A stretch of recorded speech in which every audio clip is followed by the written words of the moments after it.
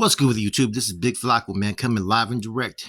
And check this out. This is going to be a reaction. I don't know if I'm going to post it to ACP or Convicts Reaction. Lately, they've been hitting my videos yellow on the Convicts Reaction. So I'm going to try to post it there. If not, I'm going to post it on here. But either way, what we do, we slide through, smashing and dashing with a little bit of energy, waiting for you to hit that bell notification, subscribe, man, and just like the channel, man, and comment. It really does help. So, with all the activity I've been seeing about S-Bone, right, I think it's time just not really to address, him, his life or anything, but just in general, generalize a topic on YouTube about this is supposed to be a platform to where you have free reign to speak your mind, to voice an opinion, but within respectable boundaries. A lot of people, in any event, we all have the right to speak our mind. And so YouTube's made it possible for those that ain't plugged in with the Hollywood scene or ain't coming with a silver spoon in our mouth that we could establish a platform to where people want to hear what we have to say, how we think, what we do. And for many of us, it's a great opportunity. As long as we respect it and respect the people that are in this, doing this on a day-to-day basis, respect the viewers, and not ever get too far ahead of ourselves. And I'm not saying S-Bone did any of that. I'm just generalizing this topic because, like I said, this is a year anniversary from Savage Studio's death. He died in August of 2022. And now we got this individual, S-Bone. See, there's people out there that will try to knock a motherfucker down just for being on YouTube. There's people out there that will try to get you for what you got for being on YouTube. Social media brings a lot of attention. Can that put you at risk? Yeah, it can. Does that mean someone could be put in danger? Yeah, it can. So people got to respect it. And what I mean by respect it, I mean not just the people that are on here that have podcasts, but the viewers, the subscribers, all the interactions and stuff that we do on a day-to-day basis is not meant to try to stir the pot or create scenarios that could end in violence. If anything, we should be using these platforms to stop the violence. Now, it doesn't mean don't come on here and keep it raw, real, and give a true perspective. Because if you do anything less, then you're never going to be considered authentic in what you think and what you do. And that's the key thing that people need to realize. You don't have to agree with every single person that comes on the YouTube or social media platform. It doesn't mean that you have to knock them. It doesn't mean that you have to create narratives. It doesn't mean that you don't have to do this and do that. Because at the end of the day, we're all trying to survive. Some are flourishing better. Some have personal life issues, just like anybody else. Relationship, court cases, family, friends, whatever it may be. These beefs on YouTube from time to time, man, they're so surreal. And at times seem so fake, but the shit can get real as well. Now, the whole purpose for this video, like I said, man, I didn't know S-Bone. I really didn't watch his content. I hear that he was a great guy, but I can't pretend like I was into his content or any of the stuff that he was doing. I'm just talking from a life perspective, a fellow podcaster, someone that was doing their damn thing, and that goes to every podcaster out there, even the ones that maybe I don't personally like or the ones that don't like me. We're all trying to do something. We're all trying to find our way in this crazy thing that they call YouTube. And many of us are from that life. We're from that life where we're, slinging dope and carrying pistols, kicking in doors and doing what we do. Is just a way of how we lived. But for some of us, we can be a very impactful in helping save another life out there, man. And at times people don't realize and they get away from the message.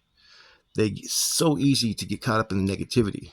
I did a video the other day talking about one of my best accomplishments, and it shows me like 3 minutes doing a speech. That out of hundreds of other parents, I was chosen to be the person to give the speech, which was one of my greatest accomplishments. That video got 400 views. I dropped one the next couple hours later on some drama shit. The shit fucking just gets views. Drama sells. So from time to time, you're going to see certain videos that people do and trying to get the attention. But let's not forget, man, that, this YouTube is very volatile. You're going to have your ups, you're going to have your downs. And that you got to separate the two. This is YouTube. This is almost like a job, a responsibility, or a passion, whatever it may be for you. Some people just do this for fucking as a hobby. Some people do it as a career. But whatever you're doing it for, Don't let this person that comes on here to speak to thousands of people every day, right? Don't let this person be the one that's controlling your day-to-day functions in your life. Don't let it consume you. Because then every part of your life is pretty much for the world to see. And for every YouTuber out there, this is a statement that I have to pretty much all you guys. Let this time, your time on YouTube be a chance for you, the opportunity awarded to you to leave your legacy, to make a difference, to be different, to be authentic, and to hopefully bring some type of positive change. And not be like others that just want to jump in and first thing that seems like drama, they want to critique it or jump involved or voice their opinion. See, opinions are good, right? They open dialogue. But if you're just going to be opinions just to give opinions, then you're not making no impact in what you're trying to do. So always ask yourself, what is your sole reason for being on YouTube? Because you don't want to sit there and go through life, let things pass you by, come on social media, put the blindfolds on, and realize that you had the prime opportunity to make a difference, and you fucking fucked it off. You know, life is short, as the situation with S-Bone and Savage Studios prove. So cherish every day. Don't be afraid to be you, your true authentic self.